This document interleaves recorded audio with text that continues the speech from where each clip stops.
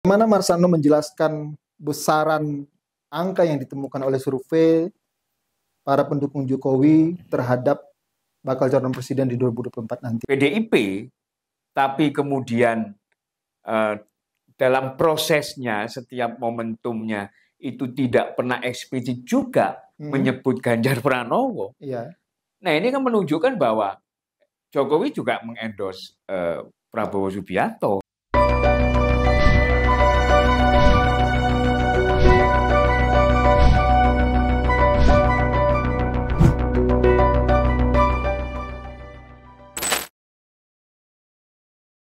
Kawan-kawan, kita bertemu kembali dalam rilis survei Indopol. Kali ini kita akan membahas tentang endorsement Pak Jokowi terhadap bakal calon presiden di 2024. Bersama saya di sini, Dev Febrian.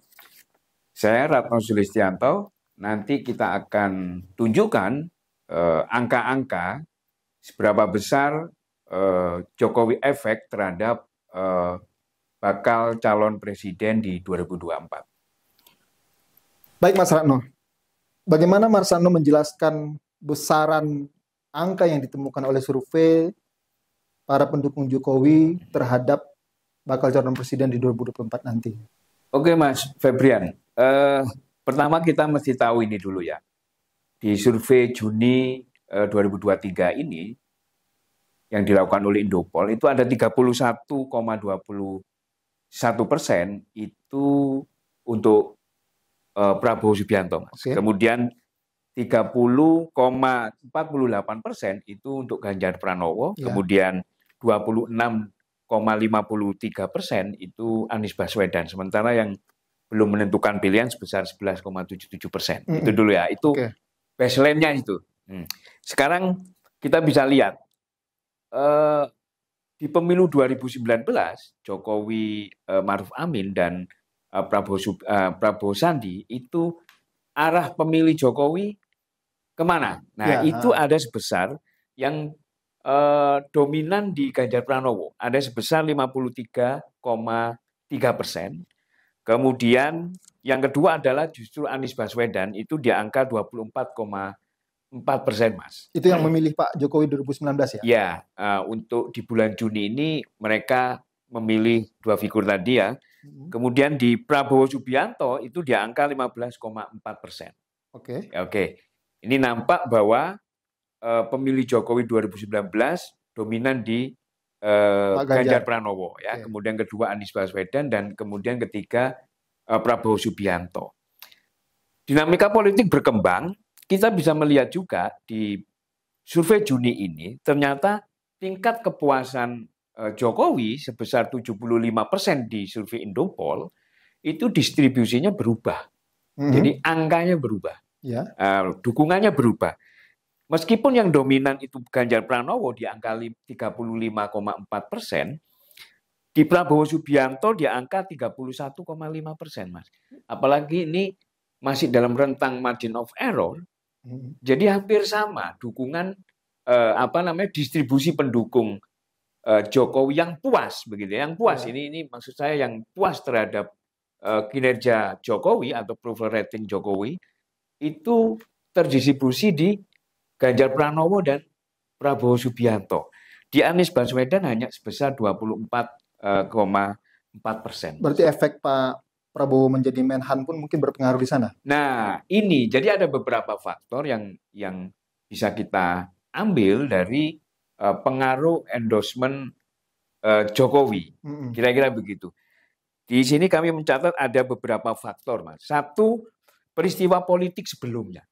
Misalkan dari pemilu 2014, 2019, di mana ada polarisasi, kemudian perjalanan selanjutnya di Pilkada DKI 2017 itu nampak sekali bagaimana pemilih ini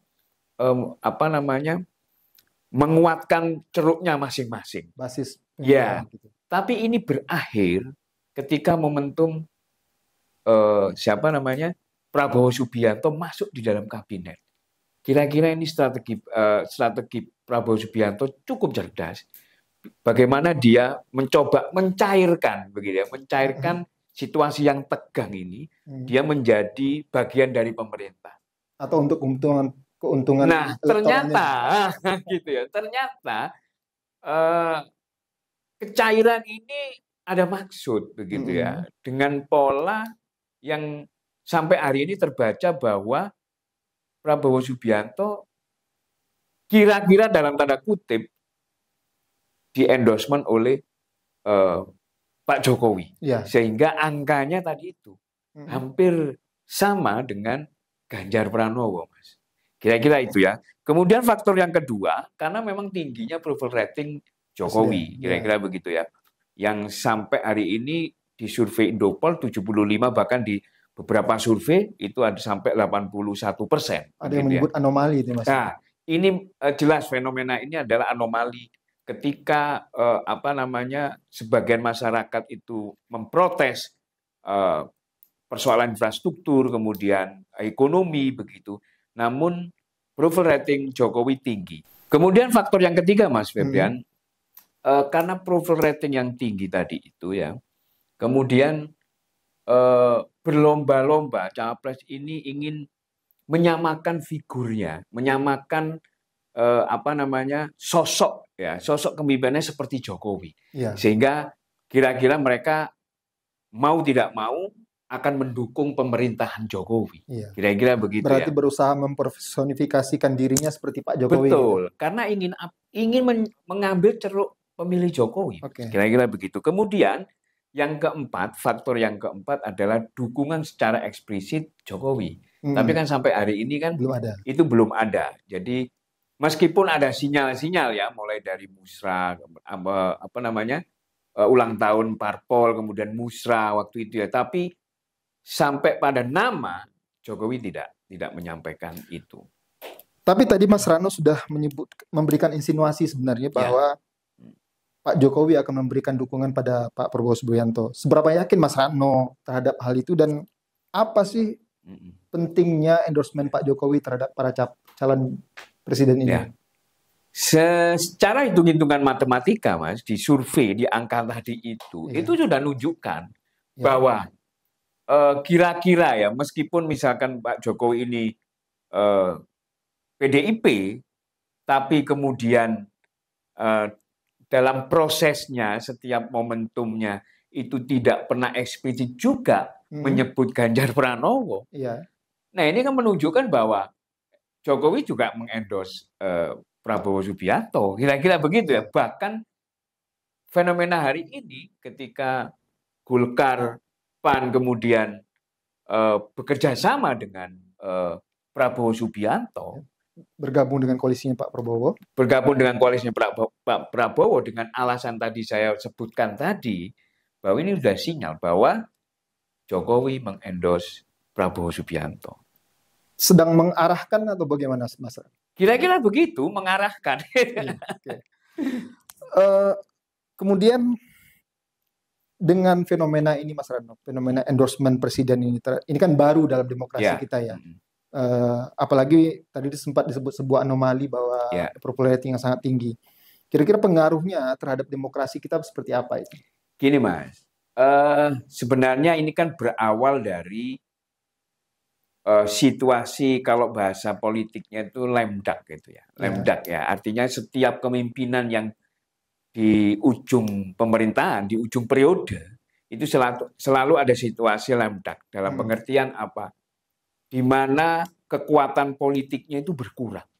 Nah, saya melihat Jokowi di sini bisa memanfaatkan itu, artinya mengkapitalisasi situasi itu menjadi kekuatan, gitu ya, menjadi kekuatan yang lebih gitu, dengan maksud apa ya? Saya pikir dia ingin mempertahankan martabat kekuasaannya dengan cara kekuasaannya. Nah, ini yang kemudian secara demokrasi memang akan berpengaruh, Mas. Satu, ketika kita di dalam demokrasi itu menganut merit system, ini agak nggak berlaku gitu ya. Kepemimpinan hari ini, capres hari ini itu muncul ya karena satu kedekatan dengan penguasa Pak Jokowi dalam hal ini, kemudian ya semacam ada endorsement begitu ya. Sementara demokrasi merit system ya berdasarkan visi misi yang berkualitas, kemudian Rekam kapasitas jejaknya, gitu ya. seperti itu. Tapi bukankah demokrasi yang menciptakan situasi yang demikian? Nah, ini juga kita penting juga gitu ya. Perbedaan dengan Orde Lama, Orde Baru dan Orde Reformasi ini, campur tangan demokrasi itu sangat besar sekali. Tapi justru kemudian fenomenanya itu tadi gitu ya. Ada semacam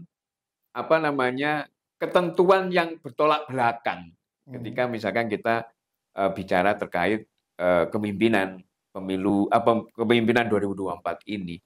Demokrasi justru menciptakan anti demokrasi. Berarti demokrasi juga memberikan sumbangsi besar terhadap degradasi demokrasi itu sendiri. Kira-kira begitu. Terima kasih Mas Ratno. Demikian episode kita kali ini. Selamat menyambut Hari Kemerdekaan Republik Indonesia dan terima kasih.